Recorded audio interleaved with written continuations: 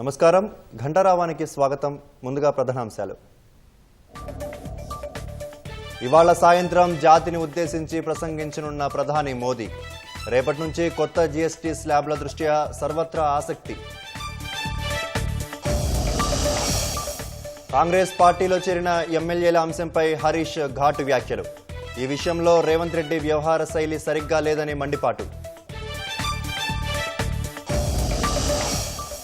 పేదల నివాస గృహాలు తొలగించట్లేదన్న హైడ్రా కమిషనర్. కబ్జాలను తొలగించి భూములను స్వాధీనం చేసుకుంటున్నట్లు స్పష్టీకరణ. ఛత్తీస్గఢ్లో కబడ్డీ మ్యాచ్ స్టేడియంలో విద్యుదాఘాతం. హైటెన్షన్ విద్యుత్ తీగలు టెంటుపై పడి 3 దుర్మరణం.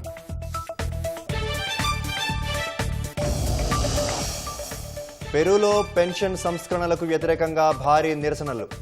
ఆమోదయోగ్యమైన వేతనాలు ఇవ్వాలన్న జెడ్ ఉద్యమకారులు.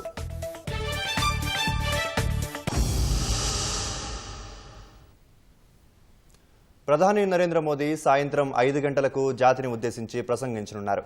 ఈ మేరకు కేంద్ర ప్రభుత్వ వర్గాలు తెలిపాయి. ఏ అంశం గురించి ప్రధాని ప్రసంగిస్తారన్న దానిపై స్పష్టత లేదు. అయితే జీఎస్టీ సంస్కరణలు రేపటి నుంచి అమల్లోకి రానున్న వేళ ప్రధాని ప్రసంగంపై ఆసక్తి నెలకొంది. పండుగల సీజన్ మొదలైన నేపథ్యంలో ప్రజలంతా స్వదేశీ వస్తువులనే కొనాలని ప్రధాని మోదీ ఇప్పటికే పలుమార్లు సూచించారు. విదేశాలపై ఆధారపడే తత్వమే భారతీయులకు ప్రధాన శత్రువని అన్నారు. దీంతో ఆయన మరోసారి స్వదేశీ మంత్రాన్ని ఉద్ఘాటించే అవకాశం ఉంది.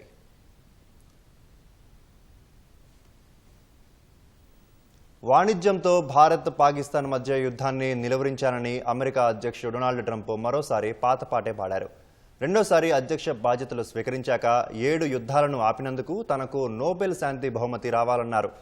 న్యూయార్క్లో కార్నర్ ఇన్స్టిట్యూట్ వ్యవస్థాపకుడు ఇచ్చిన విందులో పాల్గొన్న ట్రంప్ 60% యుద్ధాలను వాణిజ్యంతోనే ఆపానని చెప్పారు. రష్యా ఉక్రెయిన్ యుద్ధాన్ని ఆపితే నోబెల్ శాంతి బహుమతి వస్తుందని తనకు కొందరు చెప్పారని ట్రంప్ తెలిపారు. ఇప్పటికే 7 యుద్ధాలను ఆపినందుకు తనకు 7 నోబెల్ శాంతి బహుమతులు రావాల్సి ఉందని చెప్పారు. పుతిన్తో మంచి సంబంధాలు ఉండటంతో రష్యా ఉక్రెయిన్ యుద్ధాన్ని సులభంగా నిలువరించవచ్చని మొదట్లో తాను భావించానని ట్రంప్ తెలిపారు. అయితే అది చాలా సంక్లిష్టంగా ఉందన్నారు. ఏదొక రీతిలో రష్యా ఉక్రెయిన్ యుద్ధాన్ని ముగిస్తానని ట్రంప్ ఆశాభావం వ్యక్తం చేశారు.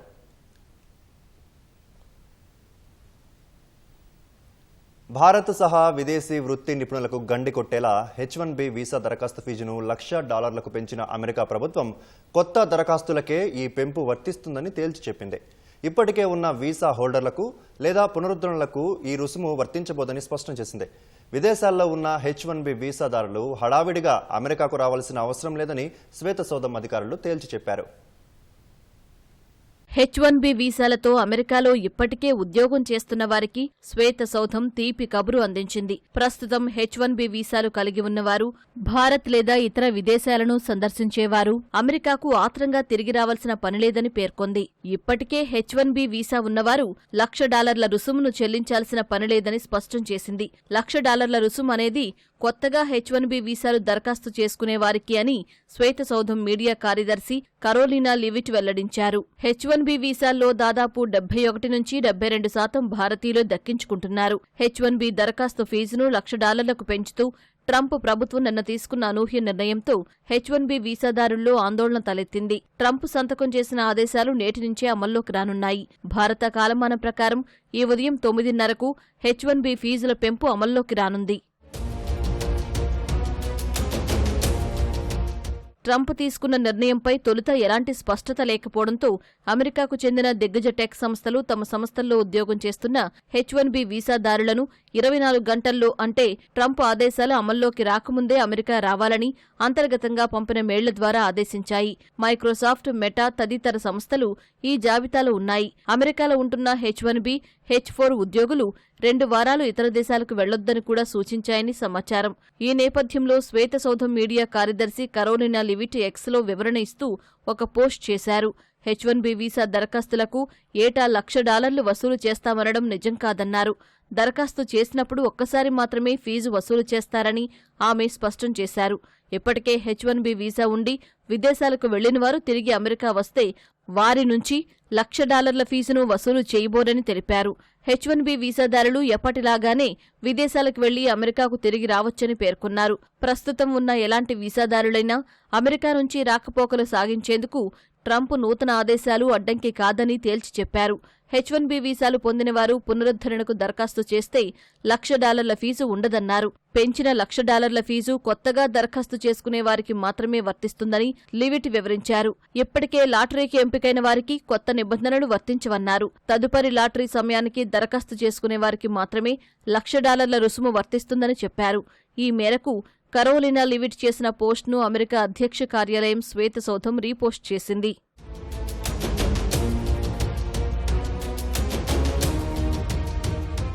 H-1B రుసుం న్యాయపరమైన సవాళ్లను ఎదుర్కొనే అవకాశం ఉంది.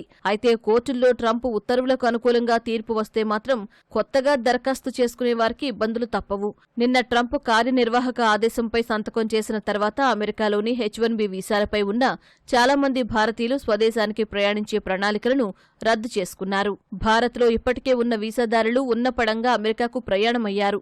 ఒక్కసారిగా రద్దీ పెరిగిపోవడంతో అమెరికా వెళ్లే విమానాల టిక్కెట్ల రేట్లు ఆకాశాన్నంటాయి. ఈ పరిస్థితులను దృష్టిలో పెట్టుకుని రాబోయే 24 గంటల్లో అమెరికాకు తిరిగి ప్రయాణించే భారతీయ పౌరులకు సాధ్యమైనంత సహాయం అందించాలని కేంద్ర ప్రభుత్వం సంబంధిత సంస్థలు అధికారులను ఆదేశించారు.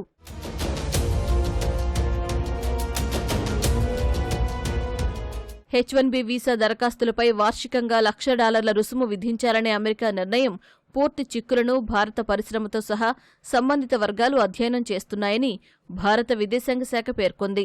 ట్రంప్ సర్కారు నిర్ణయం ఇరు దేశాల్లో సంస్థలను ప్రభావితం చేయడంతో పాటు ఎన్నో కుటుంబాలకు ఇబ్బందికర అంశమని తెలిపింది.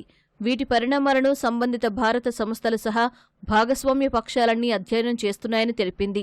ఇప్పటికే ప్రాథమిక విశ్లేషణల ఆధారంగా కొన్ని ఊహాగానాలపై స్పష్టతనిచ్చే ప్రయత్నం చేశాయని భారత విదేశాంగ శాఖ ఓ ప్రకటన విడుదల చేసింది. ఆవిష్కరణలు, సృజనాత్మకత వంటి అంశాల్లో రెండు దేశాల్లోని సంస్థలు ప్రధాన పాత్ర పోషిస్తున్నాయని వెల్లడించింది. నిపుణుల రాకపోకల వల్ల సాంకేతిక ఆవిష్కరణలు, పోటీతత్వం, ఆర్థిక వృద్ధితో పాటు సంపద సృష్టితో ఇరు దేశాలు పరస్పర లబ్ధి పొందాయని తెలిపింది. కొత్త వీసా నిబంధనలతో తలెత్తే ఇబ్బందిని అమెరికా సర్కారు పరిష్కరిస్తుందని భారత విదేశాంగ శాఖ ఆశాభావం వ్యక్తం చేసింది. ట్రంప్ గోల్డ్ కార్డును అమెరికా ప్రభుత్వం అధికారికంగా గుర్తించినట్లు ఆ దేశ వాణిజ్య కార్యదర్శి హోవర్డ్ లుట్నిక్ తెలిపారు. $10 లక్షల చెల్లించి ఎవరైనా ట్రంప్ గోల్డ్ కార్డు పొందొచ్చని పోస్టు చేశారు. అమెరికాలో ఉద్యోగాలను సృష్టించడం, వ్యాపారాలను నిర్మించడానికి ఇది దోహదపడుతుందని తెలిపారు. కార్పొరేషన్లు ఒక ఉద్యోగి కోసం $20 లక్షల కార్పొరేట్ ట్రంప్ గోల్డ్ కార్డును కొనుగోలు చేయొచ్చని లుట్నిక్ చెప్పారు. ఆ గోల్డ్ కార్డు వ్యక్తిది కాదని కంపెనీదని స్పష్టం చేశారు. రుసుము చెల్లించి మరొక ఉద్యోగికి బదిలీ చేసుకునే అవకాశం ఉంటుందన్నారు. దరఖాస్తుదారులంతా కఠినమైన DHS పరిశీలనకు లోనవుతారని, $15,000 ప్రాసెసింగ్ రుసుము చెల్లిస్తారని చెప్పారు. ఈ కార్యక్రమం వలసలను విస్తరించకుండా అడ్డుకుంటుందని తెలిపారు. ట్రంప్ గోల్డ్ కార్డు అమెరికా ఆర్థిక వ్యవస్థ బలోపేతానికి, ఉద్యోగాల్లో సృష్టించేందుకు పెట్టుబడులు పెట్టే వ్యక్తులను, కంపెనీలను తీసుకువస్తుందని లుట్నిక్ ఆశాభావం వ్యక్తం చేశారు.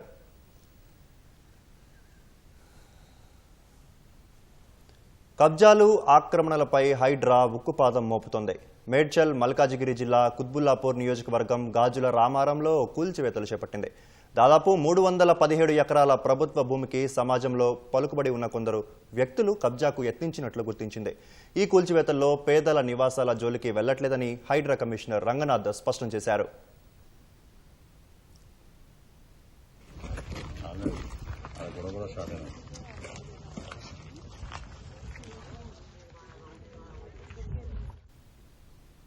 మేడ్చల్, మల్కాజిగిరి జిల్లా కుత్బుల్లాపూర్ నియోజకవర్గం గాజుల రామారంలోని కబ్జాలపై హైడ్రా ఉక్కుపాదం మోపుతుంది. ఉదయం నుంచే అక్కడ కూల్చివేతలు చేపట్టింది.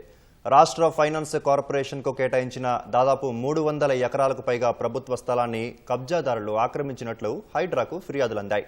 దీంతో సర్వే నెంబర్ 307లో కలెక్టర్ నిన్న పర్యటించారు. ఆక్రమణదారుల చేతుల్లో దాదాపు 15,000 కోట్ల రూపాయల విలువైన ప్రభుత్వ భూములు ఉన్నట్లు గుర్తించారు. 60 నుంచి 70 గజాల స్థలంలో ఇళ్లను నిర్మించి 10 లక్షల చొప్పున విక్రయిస్తున్నట్లు సమాచారం అందడంతో నిర్ధారించుకుని హైడ్రా రంగంలోకి దిగింది. భారీ పోలీసు బలగాలతో అక్రమ నిర్మాణాలు కూల్చేందుకు రంగం సిద్ధం చేసింది. ఉదయం నుంచే పలు సర్వే నెంబర్లలో నిర్మించిన అక్రమ నిర్మాణాలను పొక్లెయిన్ సాయంతో కూల్చివేసింది. నివాసాల జోలికి వెళ్లకుండా ఆక్రమణల తొలగింపు చేపట్టింది. ఇదిలా ఉండగా కూల్చివేతలను స్థానిక కాలనీల వాసులు అడ్డుకునే యత్నం చేశారు. తామంతా డబ్బులు పెట్టి కొనుక్కున్నామని, తమకు అమ్మిన వాళ్లపై చర్యలు తీసుకోకుండా తమ ఇళ్లు కూల్చేస్తే ఎక్కడ ఉండాలంటూ ఆవేదన వ్యక్తం చేశారు. చిన్న పిల్లలతో పొక్లైన్ వాహనాలకు అడ్డుగా నిలిచి వేడుకున్నారు.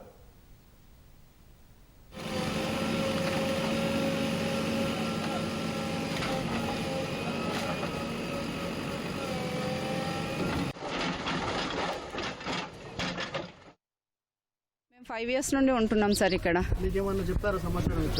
మాకు ఎటువంటి ఇన్ఫర్మేషన్ లేదు సార్. మార్నింగ్ 5:30కి వచ్చారు. మేము పడుకొని ఉన్నాము. డోర్స్ ఇది చేస్తే ఎవరా అని చెప్పి వచ్చి చూస్తే వీళ్ళున్నారు, హైడ్రా పోలీసు వాళ్ళు, మళ్ళీ కరెంటు తీసే వాళ్ళు వచ్చి మాకు ఇన్ఫామ్ చేసిండ్రు ఇట్లా వస్తున్నారు అని. మాకు తెలియదు అసలు ఏమి ఇన్ఫర్మేషన్ లేకుండా ఎందుకు వస్తున్నారు అని చెప్పి మేము అందరం చూసేసరికి ఇంకా బ్యాక్ సైడ్ నుండి డిమాలిషేషన్ చేసుకుంటూ వస్తున్నారు. ఈ ఏరియాలో అయితే మల్టిపుల్ పర్సన్స్ ఉన్నారు సార్. ఒక్క పర్సన్ అన్న అయితే నేను వాళ్ళ పేర్లు చెప్పగలుగుతాను, కానీ మల్టిపుల్ పర్సన్స్ లేరు ఇక్కడ. సింగిల్ పర్సన్ లేదు సార్, మల్టిపుల్ పర్సన్స్ ఉన్నారు ఇక్కడ. తెలియదు సార్, ఫస్ట్ అయితే మాకు తెలియదు సార్. ఎవరు రాలేదు సార్ ఇంతవరకు. మమ్మల్ని మామూలుగా వీళ్ళు వచ్చిండ్రు సార్, కూలగొడతామని చెప్పి చెప్పారు సార్. మాకు కూలగొడుతున్నారు, తీసి బయట పెట్టండి అని చెప్పారు, అంతే. లేరు సార్, ఎవరు కూడా లేరు. అమ్మిన వ్యక్తులు లేరు, మాకు సపోర్ట్ చేయడానికి ఎటువంటి లీడర్స్ లేరు, ఎవరు నాయకులు కూడా ఇంతవరకు రాలేదు సార్. సార్ నాది వచ్చేసి 120 సార్. మేము 20 lakhs కొన్నాం సార్. నేను ఇంకా ఎక్కడ 20 lakhsకి ఎక్కడ రాదు అన్నట్టు ఇంక ఇక్కడ వస్తుంది కదా అని చెప్పి 20 lakhs నేను కొన్నాను. మళ్ళీ మా బ్రదర్ కొన్నాడు, మరి మా సిస్టర్ వాళ్ళందరినీ కూడా ఇక్కడనే నేను తెచ్చుకున్నాను సార్. నేను ఇక్కడనే అందరం పెట్టి కొన్నాము. మాకు ఫస్ట్ అన్నీ వస్తాయమ్మా, అన్నీ మేము చేస్తాము అని అన్నారు. కష్టపడి కొనుక్కున్నాం సార్. ఏదో బతుకుదాము, మా పిల్లలను చదివించుకుందాము, కిరాయిలు కట్టలేకని. మాకు ఇంకెవరో అమ్మిండ్రు సార్. మరి అమ్మిండ్రు, ఇప్పటికి రావాలే కదా ముందరికి. వాళ్ళైనా రాలేదు కదా సార్. వాళ్ళు రాలేదు. మేము పొద్దుగా లేచి 6 గంటలకే మాకు చెప్తుండ్రు వచ్చి. అధికారికి తెలుసు, ప్రతి ఒక్క పోలీసు వాళ్ళకి తెలుసు. ఇంత బస్తీ అయిందంటే ఒక రాత్రి ఒక పగులైతే అవ్వదు కదా సార్. ప్రతి ఒక్క ఇప్పుడు గత కాంగ్రెస్ వచ్చిన కొత్తలో ఒకసారి డిస్మాండిల్ అయిందండి. అయిన తర్వాత అప్పుడు ఆపిరు ఎగైనా ఇంత బస్సీ అయిన తర్వాత ఇప్పుడు వచ్చి కొడితే మేమందరం ఎక్కడ వెళ్ళాలండి? ఆల్రెడీ వాళ్ళ దగ్గరికి పోయినాం సార్. మీకు అన్నీ వస్తాయి, మేము చూసుకుంటామని చెప్పి ఇప్పటికి 10-15 సార్లు పోయినాం. అంటే ఇప్పుడు మేము ఎలా కొన్నామంటే సార్, ఒక పర్సన్ కొన్నాక ఆయన కొన్నాం సార్. మాకు మెయిన్ అయితే మాకు అవేర్నెస్ లేదు ఎగ్జాక్ట్గా. గాజుల రామారంలో ప్రభుత్వ భూముల ఆక్రమణలు తొలగిస్తున్నట్లు హైడ్రా కమిషనర్ రంగనాథ్ స్పష్టం చేశారు. రెవెన్యూ అధికారులు, పోలీసుల సాయంతో ఆక్రమణల తొలగింపు చేపట్టామన్నారు. ప్రభుత్వ భూమిని కబ్జా చేస్తున్న వారిలో రాజకీయ నేతలు, ఉన్నతాధికారులు ఉన్నట్లు పేర్కొన్నారు. 40 ఎకరాల్లో పేదలు నివాసాలు ఏర్పాటు చేసుకున్నారని, వారు నివసిస్తున్న ప్రాంతాలను హైడ్రా తొలగించట్లేదని వెల్లడించారు. అధికారులతో స్థానిక నేతలు కుమ్మక్కై పేదలకు స్థలాలు విక్రయించారన్నారు. 6 నెలల్లో 5 సార్లు స్థానికులతో హైడ్రా, రెవెన్యూ అధికారులు మాట్లాడారన్న రంగనాథ్ కబ్జాలను తొలగించి ప్రభుత్వ భూములను వెనక్కి తీసుకుంటున్నట్లు స్పష్టం చేశారు. వాణిజ్య షెడ్లు, కాంపౌండ్ గోడలు, గదులు నిర్మించిన వాటిని తొలగిస్తామని, కబ్జాదారుల నుంచి ప్రభుత్వ భూమిని వెనక్కి తీసుకుని కంచె ఏర్పాటు చేస్తామని రంగనాథ్ అన్నారు.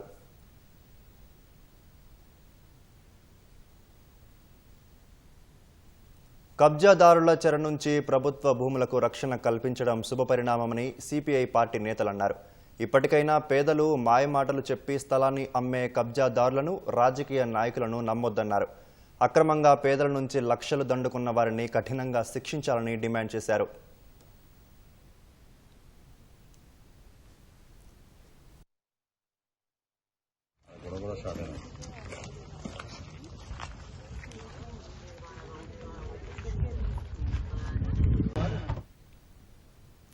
కాంగ్రెస్ పార్టీలో ఎమ్మెల్యేల చేరికల విషయంలో రేవంత్ రెడ్డి వ్యవహార శైలి సరిగ్గా లేదని హరీష్ రావు మండిపడ్డారు. బహిరంగంగా పార్టీ కండువా మార్చుకున్న నేతలే పార్టీ మారామని చెబుతున్నప్పటికీ వారు పార్టీ మారలేదని సీఎం చెప్పడం సరికాదన్నారు. ముఖ్యమంత్రి వైఖరి ఆయన హోదాను తగ్గించే విధంగా ఉందంటూ విమర్శించారు. కండువాలు కప్పినంత మాత్రాన పార్టీ మారినట్టు కాదట. కండువాలు మరి ఎందుకు కప్పినాడు? కండువాలు కప్పితే పార్టీ మారలేదని మాట్లాడితే ఇంతకంటే బరి తెగింపు మాటలు ఉంటాయా? అంటే రేవంత్ రెడ్డి ఇవాళ నువ్వు ఏం మాట్లాడుతున్నావు? వాళ్ళే మేము పార్టీ మారినాము, కండువా కప్పుకున్నామని వాళ్ళ ట్విట్టర్లో వాళ్ళే పెట్టి, మీ పిసిసి అధ్యక్షుడే 10 మంది కాంగ్రెస్ పార్టీలో చేర్చుకున్నా అని మహేష్ కుమార్ గౌడే చెప్పబట్టే, గాంధీ భవన్ లో మీటింగ్ జరిగితే మీ ఇన్ఛార్జ్ నేతృత్వంలో పార్టీ మారిన ఎమ్మెల్యేలు గాంధీ భవన్లో వచ్చి మీటింగ్లో పాల్గొండ్రి. పార్టీ మారిన ఎమ్మెల్యేలు Congress legislature party meeting CLP meeting కు కూడా వాళ్ళు హాజరయ్యి నువ్వు వాళ్ళని తీసుకుపోయి ఢిల్లీలో ఏఐసిసి కార్యాలయంలో రాహుల్ గాంధీకి కూడా కల్పిస్తవి. ఇంత ఓపెన్ గా కుల్లా కాంగ్రెస్ పార్టీలో చేర్చుకొని కండువాలు కప్పితే పార్టీ మారినట్టు కాదనే చిల్లర మాటలు ఇలా రేవంత్ రెడ్డి మాట్లాడుతూ ఉన్నాడు. ఆ కుర్చీ గౌరవాన్ని పరువు తీసే విధంగా ఈ రోజు రేవంత్ రెడ్డి గారు మాట్లాడుతూ ఉన్నారు. ఇవాళ రాష్ట్ర ప్రజలకు అన్ని తెలుసు కదా. ఆ ఎమ్మెల్యేలే ఏం చెప్పిండ్రు, మేము అభివృద్ధి కోసం పార్టీ మారినాము, డెవలప్మెంట్ వర్క్ల కోసం పార్టీ మారినామని వాళ్ళ నియోజకవర్గాల్లో కార్యకర్తల మీటింగ్ లో ఓపెన్ గా వాళ్లే చెప్తా ఉంటే ఇంకా ఈ బరితీయింపేంది, ఇంకా ఈ చిల్లర చేష్టలేంది? ఇలా ప్రజలు అన్ని గమనిస్తా ఉన్నారు. సరైన సమయంలో మీకు తగిన బుద్ధి చెప్తారు. ఉపరితల ఆవర్తనం ద్రోణి ప్రభావంతో రాష్ట్రంలో ఇవాళ రేపు ఉరుములు మెరుపులు ఈదురుగాలులతో కూడిన భారీ వర్షాలు కురిసే అవకాశం ఉందని హైదరాబాద్ వాతావరణ కేంద్రం ప్రకటించింది. ఇవాళ ఉమ్మడి ఆదిలాబాద్, నిజామాబాద్తో పాటు రాజన్న సిరిసిల్ల, జగిత్యాల, భద్రాద్రి కొత్తగూడెం, వికారాబాద్, సంగారెడ్డి, మహబూబ్ నగర్ జిల్లాలకు భారీ వర్ష సూచన ఉన్నట్లు పేర్కొంది. ఈ జిల్లాలకు ఎల్లో హెచ్చరికలు జారీ చేసింది. రేపు ఉమ్మడి ఆదిలాబాద్, నిజామాబాద్, మెదక్, మహబూబ్ నగర్, హైదరాబాద్, రంగారెడ్డితో పాటు యాదాద్రి, భువనగిరి జిల్లాలకు భారీ వర్ష సూచన ఉన్నట్లు వెల్లడించింది. ఈ జిల్లాలకు ఎల్లో హెచ్చరికలు జారీ చేసిన వాతావరణ శాఖ గంటకు 30 నుంచి 40 కిలోమీటర్ల వేగంతో ఈదురుగాలులు వీచే అవకాశం ఉన్నట్లు ప్రకటించింది. పెద్దపల్లి జిల్లా అంతర్గా మండలం శ్రీపాద ఎల్లంపల్లి జలాశయంలోకి భారీగా వరద నీరు వచ్చి చేరుతోంది. శ్రీరామ్ సాగర్ నుంచి 1,50,000 క్యూసెక్కులు, నదీ పరివాహక ప్రాంతాల నుంచి 1,41,000 క్యూసెక్కులు వరద కొనసాగుతోంది. ప్రాజెక్టు 35 గేట్లు తెరిచి 3,91,353 క్యూసెక్కుల నీటిని దిగువకు వదులుతున్నారు. ప్రాజెక్టు పూర్తిస్థాయి నీటి సామర్థ్యం 20.175 టీఎంసీలకు గాను ప్రస్తుత నిల్వ 18.36 టీఎంసీలు ఉన్నట్టు కొనసాగిస్తున్నారు.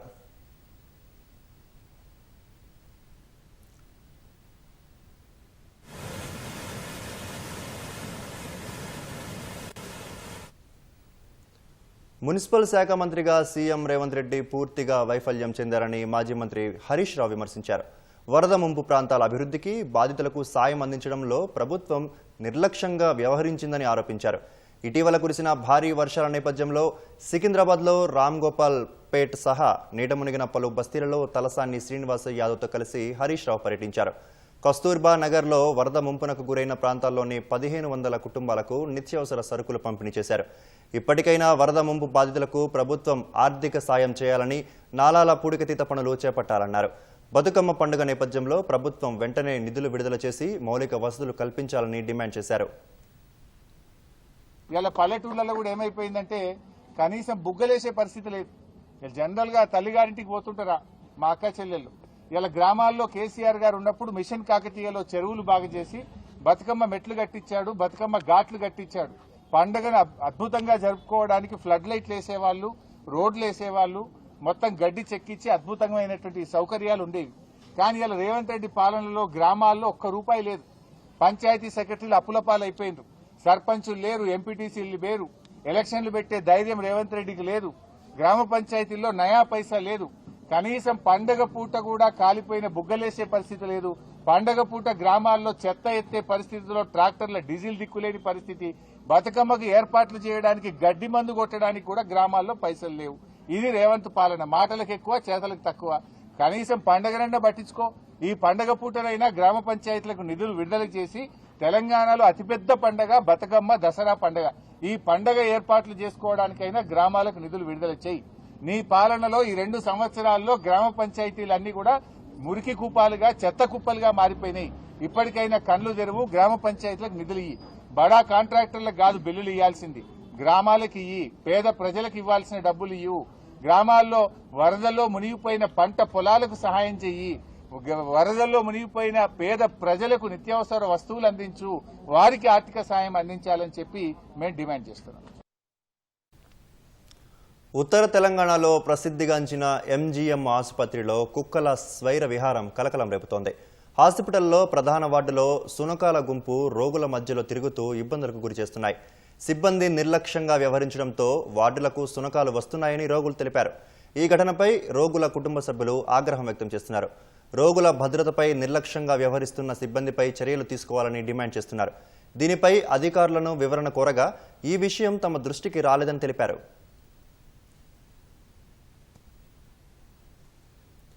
దసరా పండుగ సమీపిస్తుండటంతో మద్యం అక్రమ రవాణాపై ఎక్సైజ్ అధికారులు ముమ్మరంగా దాడులు నిర్వహిస్తున్నారు. రంగారెడ్డి, హైదరాబాద్, సికింద్రాబాద్లో చేపట్టిన తనిఖీల్లో భారీ ఎత్తున నాన్ డ్యూటీ పెయిడ్ మద్యం సీసాలు స్వాధీనం చేసుకున్నారు. దాదాపు 585 సీసాలు పట్టుకోగా వాటి విలువ సుమారు 21.8 లక్షలు ఉంటుందని అధికారులు అంచనా వేశారు. రంగారెడ్డి జిల్లా పహాడీ షరీఫ్ వద్ద నిర్వహించిన తనిఖీల్లో గోవా, ఢిల్లీ, హర్యానా నుంచి మద్యం తీసుకువస్తున్న పలువురిని పోలీసులు అదుపులోకి తీసుకున్నారు. ఒక్కొక్కరు 10 నుంచి 15 బాటిళ్లను అక్రమంగా రవాణా చేస్తున్నట్లు గుర్తించారు. ఆ తనిఖీల్లో 449 బాటిళ్లు స్వాధీనం చేసుకున్నట్లు అధికారులు తెలిపారు. ధూల్పేట్లో ఓ ఇంటిపై దాడి చేసి 72 సీసాలు పట్టుకున్నారు. సికింద్రాబాద్ రైల్వే స్టేషన్ సమీపంలో నిర్వహించిన తనిఖీల్లో దాదాపు 47 బాటిళ్లు, నాంపల్లిలో 17 బాటిళ్లు పట్టుకున్నట్లు వివరించారు. దసరా వరకు ప్రత్యేక దాడులు కొనసాగుతాయని అధికారులు వివరించారు. సమాజంలో ప్రతి ఒక్కరికి విద్య అవసరమని, ప్రధానంగా బాలిక విద్య కీలకమైందని హైకోర్టు మాజీ న్యాయమూర్తి జస్టిస్ జి రాధారాణి అన్నారు.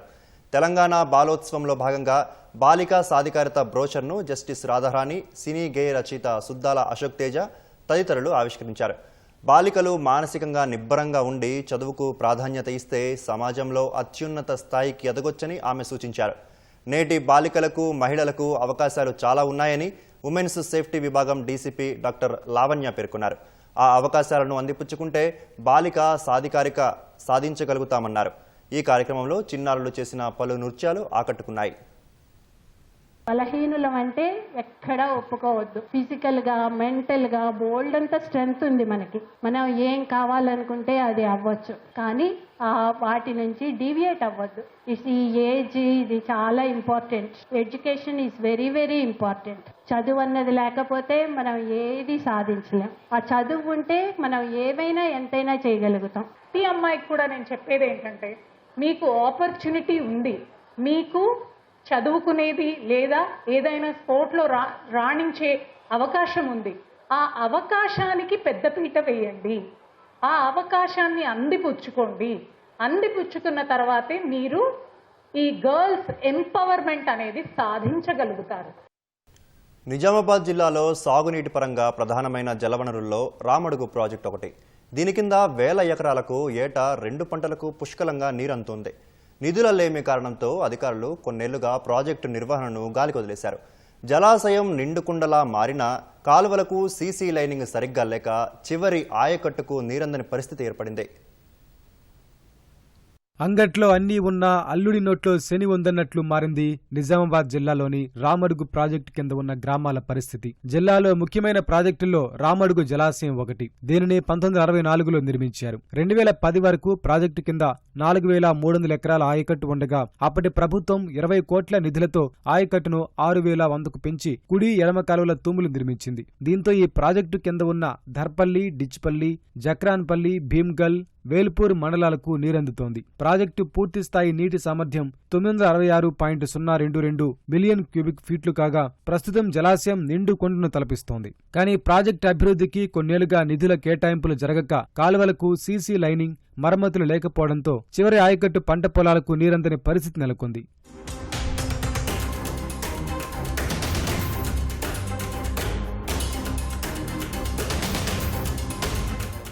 ప్రాజెక్టు కుడి కాలువ ద్వారా కేశారం, చల్లగర్గే, బడా భీమ్గల్, చేంగల్, అక్లూరు, మోతే, పచ్చల నడుకుడ గ్రామాల్లోని 4,300 ఎకరాలకు నీరందుతోంది. కాలువ పొడవు 25 కిలోమీటర్లుండగా 11 కిలోమీటర్ల మేర సీసీ లైనింగ్ తొలగిపోయి గొండ్లు పడ్డాయి. ఎడమ కాలువ కింద సుద్దులం, కోరట్పల్లి, కలిగోట్, మనోహరాబాద్ గ్రామాల్లోని 18 ఎకరాలకు నీరందుతుంది. ఈ కాలువ 9 కిలోమీటర్ల పొడవుండగా దీనికి పూర్తిగా సీసీ లైనింగ్ లేకుండా పోయింది. గత 17 ఏళ్లుగా ప్రాజెక్టును పట్టించుకునే నాదుడే కరువయ్యారని రైతులు వాపోతున్నారు. అధికారులు తాత్కాలిక మరమ్మతులు తప్ప శాశ్వత పరిష్కారం చూపడం లేదని ఆవేదన వ్యక్తం చేస్తున్నారు. రామడుగు ప్రాజెక్టు కింద దాదాపు అంటే 5,000 నుంచి 6,000 ఎకరాల వరకు ఆయకట్ట ఉంది.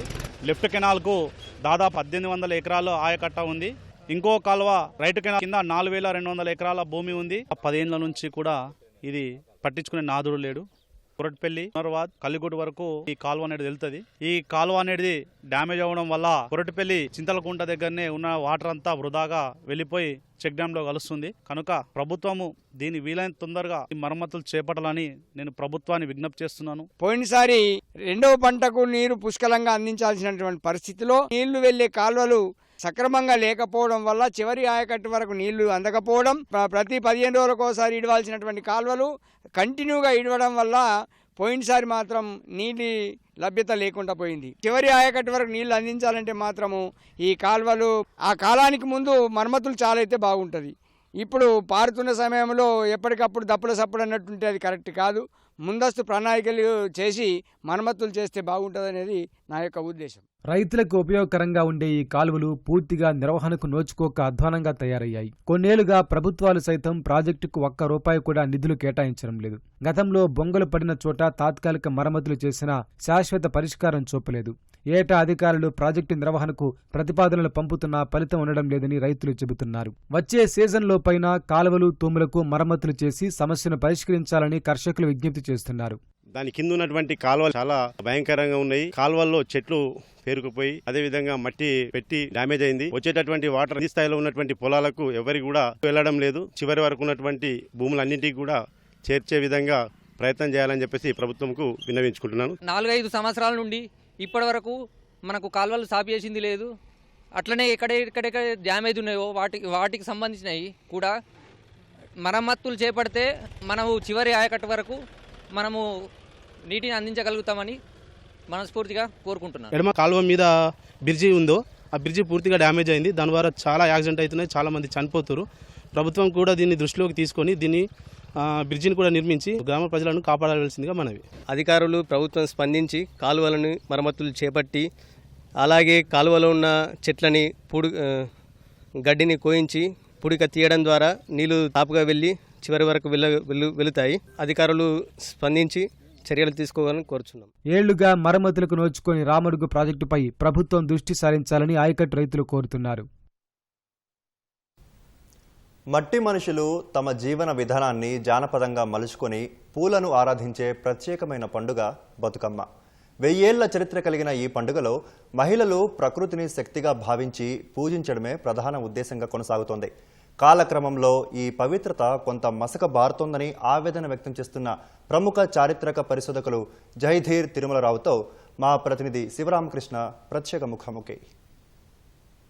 బతుకమ్మ ఈ 9 రోజుల పాటు తెలంగాణ పల్లెపల్లెన మట్టి గొంతుల నుంచి ప్రతిధ్వనించేటువంటి పవిత్రమైన పండుగ.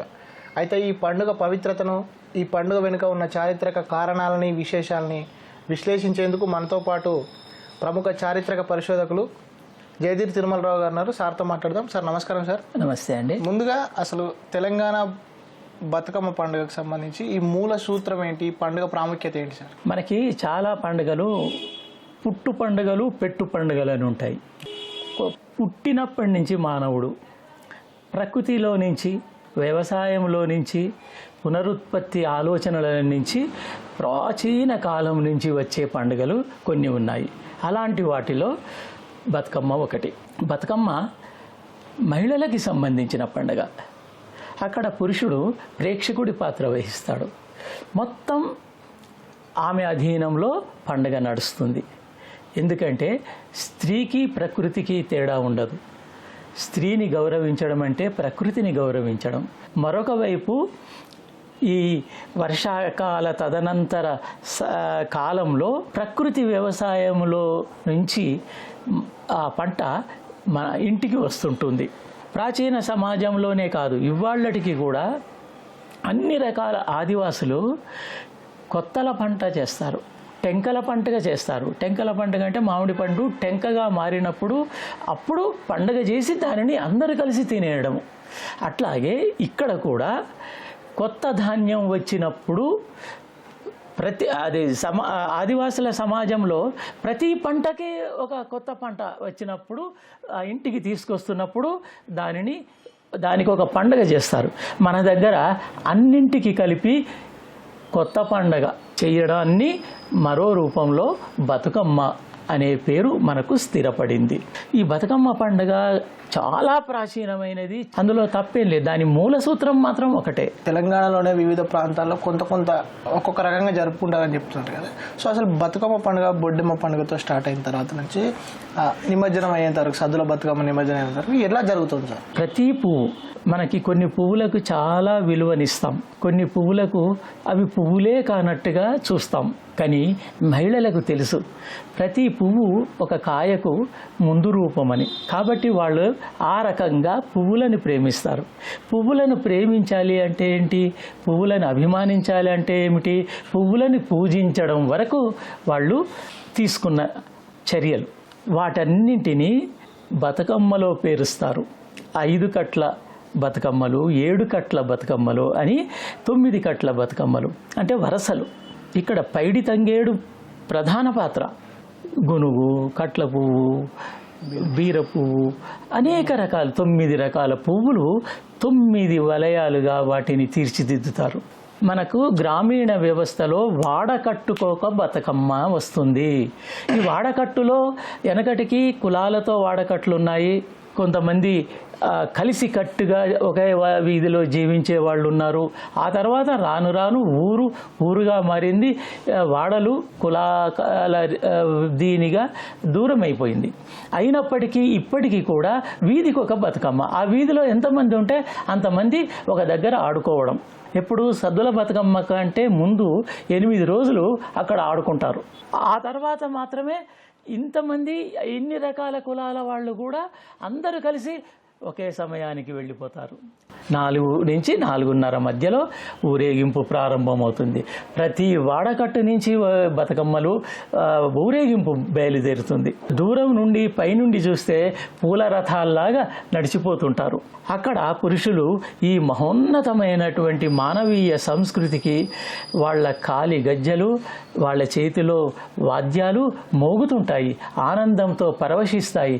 ప్రకృతి కూడా పరవశించే విధంగా అందరూ కలిసి మొత్తం ఒక ఊరు పోతుంది. కానీ మళ్ళీ ఆ చెరువు దగ్గరికో, కుంట దగ్గరికో, ఆ జలాశయం దగ్గరికో వెళ్ళగానే సంబంధించినటువంటి వాళ్ళు, కుటుంబం కావచ్చు, వాడ కావచ్చు, కులం కావచ్చు, నలుగురు కలిసి కావచ్చు, వర్తులాకారంగా గుండ్రంగా ముందు వాళ్ళు నిల్చుంటారు. వాటి మధ్య ఈ బతుకమ్మలు పెడతారు. పేర్చిన బతుకమ్మలకు మళ్ళీ ఒక పద్ధతి ప్రకారంగా ఒక ఆనవాయితీ కూడా ఉంటుంది. పునిస్త్రీ, పిల్లలు, పెద్దలు, ఎక్కువ మంది సంతానం ఉన్న ఆ బతుకమ్మకి ప్రధాన స్థానాన్ని కూడా ఇవ్వడం కూడా జరుగుతుంది. వెనకట ఆస్తిపాస్తుల కంటే సంతానం ఎక్కువ ఉన్న వాళ్ళ ఇంట్లో సిరి ధాన్యాలు, సిరి మోగుతుంది అని ఒక నానుడి ఉంటుంది. గిరిజనుల బతుకమ్మ చేసేటప్పుడు, అంటే బతుకమ్మ ఉద్భవించిన కారణాన్ని చూస్తే గిరిజనులు తమకు సంతానం కలగాలని ఒక తల్లిని పూజించేవారు. ఆ తల్లిని పూజించినప్పుడు ఆమె పుట్టిన పిల్లలు బతికితే బతుకమ్మ, బతుకయ్య అనే రకంగా పేరు పెట్టుకునేవారు అనేది ఒకటి. ఇంకొకటి చోళ, అంటే మీకు చారిత్రకంగా మీరు కొద్దిగా ఆ సౌండ్ కాబట్టి అక్కడ చోళ రాజులు ఎవరైతే ఉన్నారో ఆ రాజరాజ చోళుడు తంజావూరు బృహదీశ్వర ఆలయం నిర్మించిన సమయము, ఇటు వేములవాడలో దక్షిణ కాశీగా పిలిచే వేములవాడలో అక్కడ కూడా ఈ రాజరాజేశ్వర స్వామి విగ్రహానికి సంబంధించి పార్వతీదేవి, రాజరాజేశ్వరి దేవికి సంబంధించి కూడా కొన్ని కథల ప్రాచుర్యంలో ఉన్నాయి సార్. వీటికి చారిత్రక ఆధారాలు ఏమైనా ఉన్నాయా సార్? మనకు పుట్టు పండుగలకి చారిత్రక ఆధారాలు ఎక్కడా లేవు. విచిత్రం ఏంటంటే బతుకమ్మ పండుగ వంటి పండుగలను మెన్షన్ కూడా చేయలేదు ఎక్కడా కూడా. అయితే పాలకుర్తి సోమనాథుడు తన బసవ పురాణంలో, పండితారాధ్య చరిత్ర గ్రంథంలో వర్తులాకార నృత్యాలు ఉన్నాయి. అంటే గుండ్రంగా చేసే నృత్యం.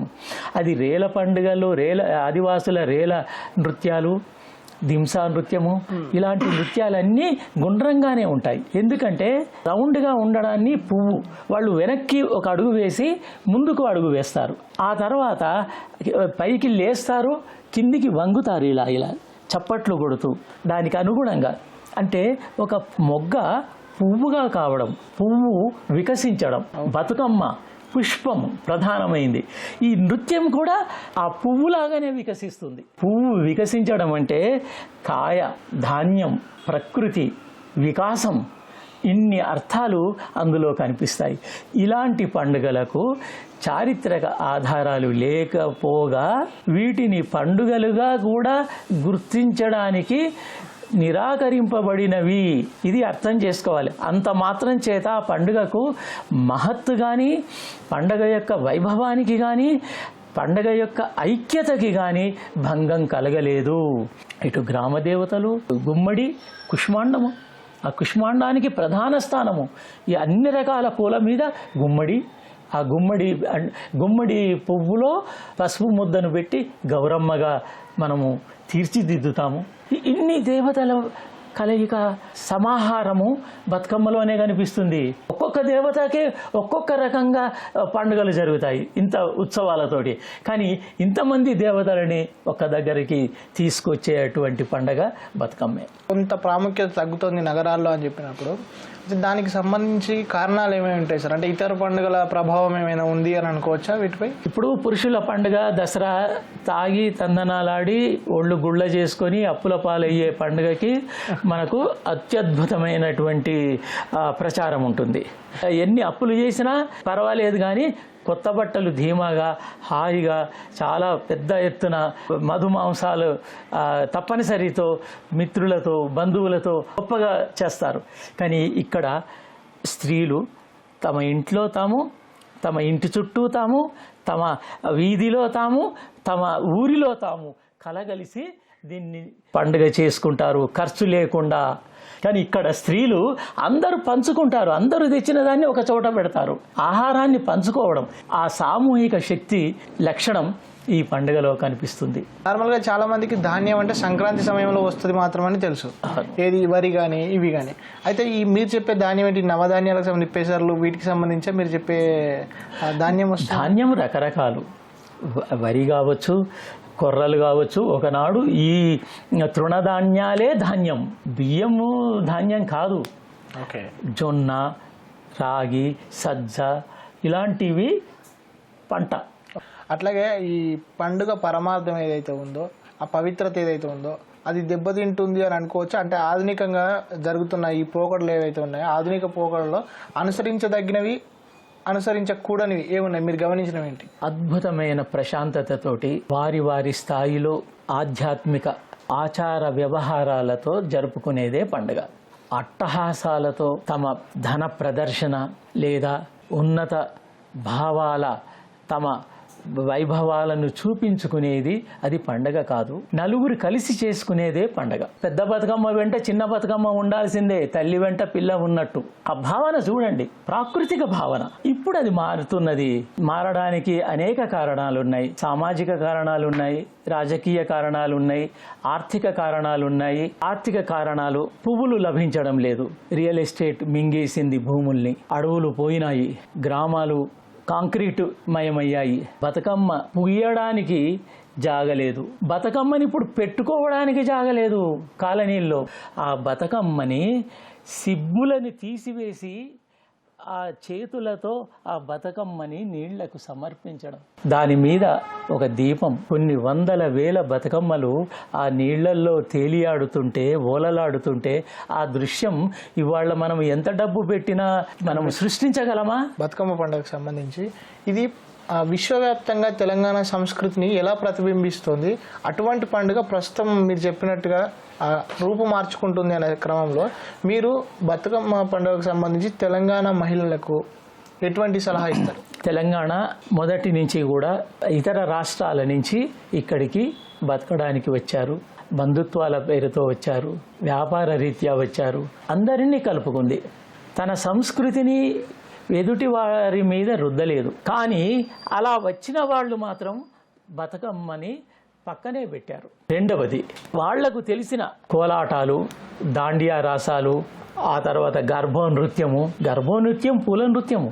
కానీ ఇక్కడికి వచ్చేసరికి అది ఏమైంది? ఆ గర్భోనృత్యం అంటే సినిమా రాగాలతో, బీట్స్తో, ఆ పాటలతో వాళ్ళు ఈ పండగని మిగతా పండుగలని ప్రభావితం చేయడం మొదలుపెట్టారు. వాళ్లకు ఉన్నటువంటి ఆర్థిక వెసులుబాటు వల్ల ఇట్లా ఉండాలి అని అలా చేయడం మొదలుపెట్టాక ఇక్కడ ఉన్నటువంటి విధానము కొంత దెబ్బతిన్నది. విదేశాలలోకి వెళ్ళిన వాళ్ళు కూడా ఆ పండగ పరమార్థాన్ని కాకుండా నలుగురు కలుసుకోవడానికి, కలిసి జల్సా చేయడానికి మాత్రమే ఉన్నది. బతుకమ్మ పండుగ స్త్రీలు జల్సా చెయ్యరు. అది విధి విధానాల క్రమము, అది ఒక అద్భుతమైనటువంటి ఐక్యత, సామూహికత, ప్రేమతో కూడిన ఆత్మీయత కలయిక. ఈ కలయిక మనము నగరాల్లో కనిపించడం లేదు, వినిపించడం లేదు. దీనికి ప్రభుత్వం కమిటీ వేసి ఇలాంటి పండుగలను ఎక్కడైనా దేశంలో ఎక్కడైనప్పటికీ కూడా వాటిని రివైవ్ చేసి వాటిలోని దుష్పరిణామాలను తీసివేసి అసలు మూలమైనటువంటి భావనని పెంచి పోషించవలసినటువంటి అవసరం ఉంది.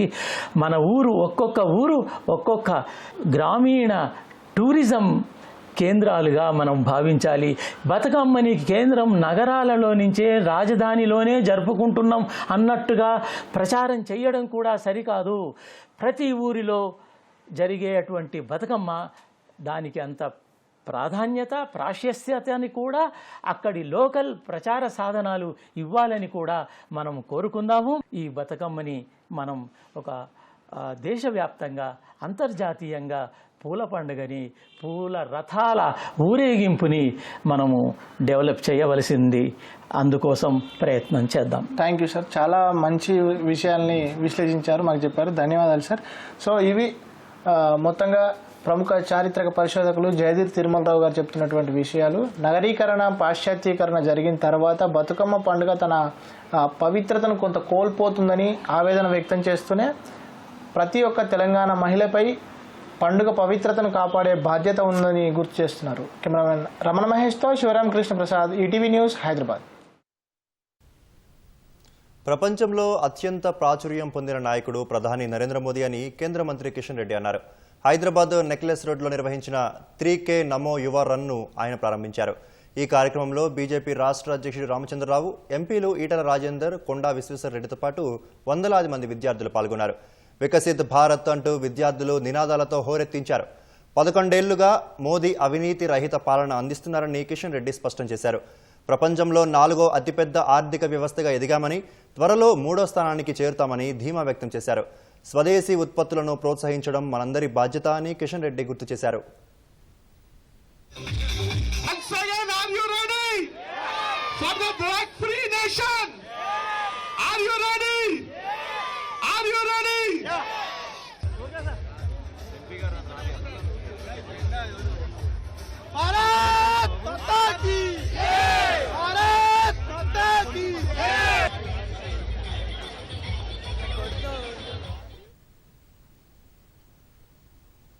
ప్రపంచంలోనే అత్యంత ప్రాచుర్యం పొందినటువంటి నాయకుడిగా ఈరోజు మనం చూస్తూ ఉన్నాం.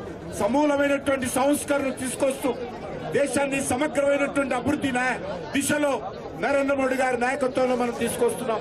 భారత మాత బుద్ధి బిడ్డగా నరేంద్ర మోడీ గారి నాయకత్వంలో ఈరోజు మనము గత 11 సంవత్సరాలుగా ఒక్క అవినీతి కుంభకోణం లేకుండా నరేంద్ర మోడీ గారి నాయకత్వంలో భారతదేశం ఏ రకంగా ముందుకెళ్తా ఉందో మనమందరము గర్వపడాలని మనం చేస్తా ఉన్నాం. నరేంద్ర మోడీ గారు పిలుపునిచ్చారు. మనమందరం కూడా స్వదేశీ భావజాలనతో ముందుకెళ్లాల్సినటువంటి అవసరం ఉంది. ఈ దేశంలో గ్రామీణ ప్రాంతాలలో ఉన్నటువంటి అనేక రకాల సంపదకు మనము మేలు జరగాలన్నా కూడా ఈరోజు స్వదేశీ ఉత్పత్తులనే ప్రోత్సహించాలనే విషయాన్ని ఈ సందర్భంగా మనం చేస్తున్నాం. యువత ఏదైతే తమలో టాలెంట్ ఉంటుందో ఆ టాలెంట్ బయటికి రాకుండా ఈ డ్రగ్స్ ప్రధాన అడ్డంకిగా మారింది. ఈ దేశం వేగవంతంగా అభివృద్ధి జరగాలంటే, తమ టాలెంట్ ను, తన నైపుణ్యాన్ని ప్రదర్శించాలంటే ఈరోజు మనము డ్రగ్స్ ను పూర్తిగా అరికట్టాలి. ఈ యొక్క డ్రగ్స్ ద్వారా భారతీయ యువతను తప్పుదారి పట్టించేటువంటి ప్రయత్నము, యువశక్తిని అడ్డుకునేటువంటి ప్రయత్నము, మన మేధాశక్తిని అడ్డుకునేటువంటి ప్రయత్నం జరుగుతూ ఉంది. భారతదేశానికి వెన్నుముక మన యువత. ఈ యువత నిర్వీర్యమైతే దేశం నిర్వీర్యమైతుంది అనే విషయాన్ని గుర్తుపెట్టుకోవాలి. ఈరోజు భారతదేశము ప్రపంచంలోనే ఒక యంగెస్ట్ కంట్రీ. అంటే మనకి దగ్గర ఉన్నటువంటి ఒక 18 to 45 years లోపల ఉన్నటువంటి హైయెస్ట్ పాపులేషన్ మొత్తం ప్రపంచంలో మన దేశంలోనే ఎక్కువ ఉన్నారు. భారతదేశం సంపదనే యువత. కాబట్టి ఈ యువతని కాపాడాల్సిన అవసరం ఉన్నది. డ్రగ్స్ తోని ఇటువంటి ఒక అలవాట్లు చేసుకుని కొన్ని విదేశీయులు భారతదేశాన్ని ఈరోజు బలహీనపడటానికి మన దేశంలో డ్రగ్స్ కల్చర్ ని పెంచుతున్న విషయాన్ని గుర్తించాలి. Drugs menace is an international conspiracy అదే మనం గుర్తుపెట్టుకోవాలి. మనకున్నటువంటి ఒక శక్తి, మనోశక్తి ఈరోజు దాంతో మనం ఈ నషాముక్త భారత్ తయారు చేసినటువంటి ఒక బాధ్యత యువతపైనే ఉందనే విషయాన్ని మీరు గుర్తుపెట్టుకోవాలి మిత్రులారా. ఈరోజు అంకిత్ కొయ్య, నీలఖి జంటగా సీనియర్ నరేష్ వాసుకి కీలక పాత్రలో నటించిన చిత్రం బ్యూటీ. దర్శకుడు మారుతి సమర్పణలో సాయి వర్ధన్ దర్శకత్వం వహించిన ఈ చిత్రం సెప్టెంబర్ 19న విడుదలై ప్రేక్షకుల ఆదరణ పొందుతోంది. తండ్రి కూతుళ్ల అనుబంధం నేపథ్యంగా భావోద్వేగ భరితంగా సాగే కథ, కథనాలను కుటుంబ ప్రేక్షకులు ఆకట్టుకుంటున్నాయి. ఈ సందర్భంగా హైదరాబాద్లోని నిర్మాణ సంస్థ కార్యాలయం వద్ద చిత్ర బృందం బాణసంచ కాల్చి సంబరాలు జరుపుకుంది.